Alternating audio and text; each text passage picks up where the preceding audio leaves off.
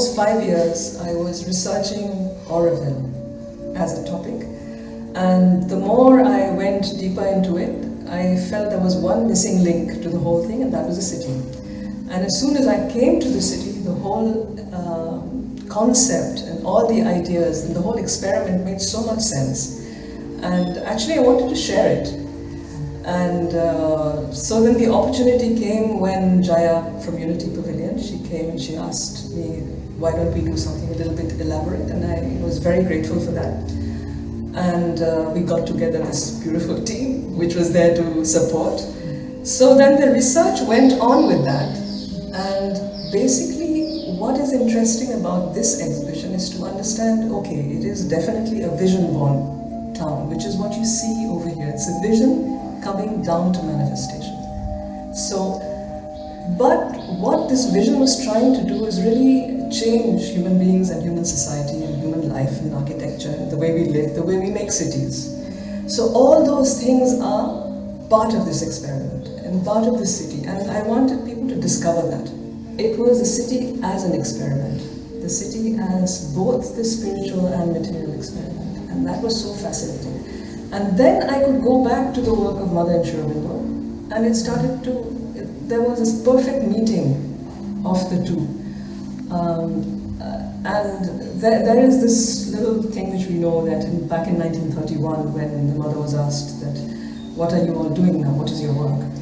And she said, well, the main work is to bring the consciousness down to the level of matter, and when that manifests, it has to take shape in the outward world through a model town.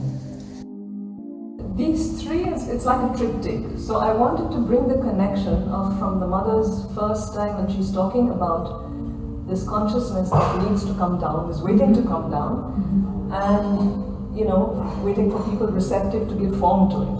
Yeah, and she spoke about that several times. And once she started on the city, she gave this one. This was her drawing to the architect.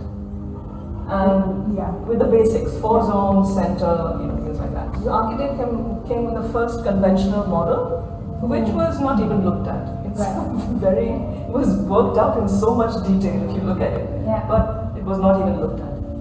So the line started here. So as soon as the architect came to this, she was extremely happy. The circle model of the nebula, and it had the center, it had the ring, and it had, the complete ring of the circle.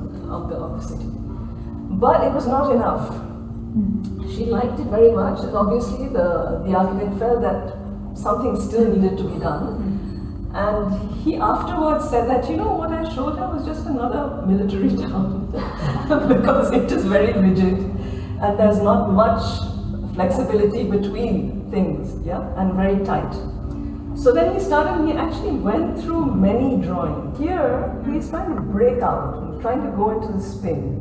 And once the spin comes, I don't have everything, there's some down there. So then he came to another one, which is called the macro structure. And this was actually very technologically elaborate and difficult to manifest at that time. But the main drawback, it seems, was these very wide lines of force, actually. And which would then block the rest of the town from the center. So then, that they went back to the drawing board and they finally came with this.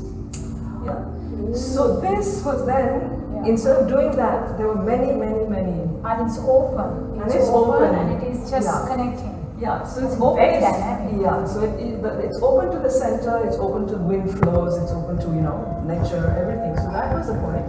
And that was accepted. And then you see, this was done, there was no Matri Mandir. So the center was left. When she wrote the charter, she's writing this, but to live in AUROVILLE, one must be a willing servant of the divine consciousness.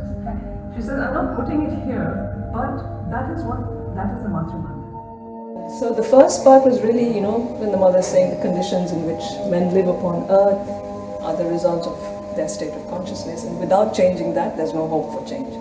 And then in this part, I actually brought in some of what the architects have said, because we're talking about a city. And I found that so fascinating from Buckminster Fuller. He says, you never change anything by fighting the existing reality. To To change something, you build a new model. And here you have them saying, you know, beginning with the model town. So that was the whole thing, that, you know, that their work in consciousness was to touch matter, and that matter had to manifest in real time, in real life, through this model town.